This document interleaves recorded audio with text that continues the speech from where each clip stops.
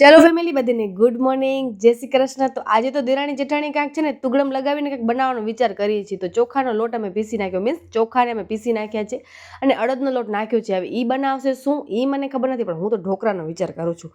પછી આ બધા કપડાં ધોઈ નાખ્યા. બે દિવસના કપડાં ધોઉં ને એટલે થોડાક કપડાં વધી જાય ને આમે પણ મારાથી કપડાં થોડાક વધારે જ થાય. કપડાં આપણા ધોઈ કરીને તમે બધા નજર કરતા હશો કે આજકાલ ઘરમાં લડો વરી પાછો આવી રહ્યો છે. તો એનું કાંઈક કારણ છે, એ હું તમને જલ્દી જ કહીશ. એના માટે તમને ઊભું પડશે થોડીક વાર. તો બસ રોજના વિડીયોઝ જોજો એટલે ખબર પડી જશે શું થવાનું છે નવા જૂનીમાં. અને પછી આ છે મારા ભાભી, જે મને આજે લેવા આવ્યા હતા. 1-1:30 વાગે હું મમ્મીના ઘરે આવી, પછી અમે ફટાફટ જમવા બેસી ગયા. તો આજ તો ભાભી મારા માટે સરસ મજાની થાળી પીરસી હતી, શ્રીખંડ, દહીં, દાળ ભાત, શાક ભાત, દાળ ભાત નહીં. પછી મેં બીજી કોઈ ક્લિપ નથી લીધી. પછી મમ્મીના ઘરેથી હું પાછી ઘરે આવી ગઈ. મેં કીધું બસ હવે હું ઘરે જાઉં છું, મને મજા આવે ને ત્યાં સુધી જ રોકાઉં. ટૂંકમાં મને રાતના મારું ઘર જ હવે ખપે જરૂર, એ હકીકત છે.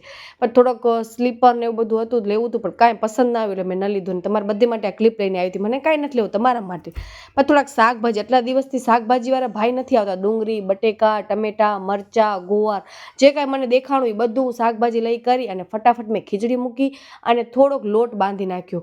અને આ સવારથી વાસણ આજે પડ્યા છે, પણ હું એકલી જોઉં એટલે એટલા બધા વાસણ ન હોય. પછી મારા હાથમાં ઇડલી સંભાર આવ્યા. મેં કીધું હલો ઇડલી સંભાર પણ થોડા ટેસ્ટ કરી લઈ. તો કોને કોને ભાવે, મને મોસ્ટ ઓફ છે ને બહારની જ ઇડલી ભાવે, પણ તનુ ભાભી એકદમ બેસ્ટ બનાવે. એટલે એના હાથનો સાંભાર મને નથી લાગતો બહાર પણ એવો મળતો હશે. તો બસ સરસ મજાના ઇડલી સંભાર એન્જોય કર્યા અને જમી કરીને બધાએ બહાર બેસવા માટે બેસાતા. પણ બધાએ પોતપોતાના કામમાં પડ્યા હતા, પણ હું હજી પણ બંટીને શોધી રહી હતી. મેં તો કેટલો આમ એને આ બધું ભાવતું એને, પણ હવે ઠીક છે.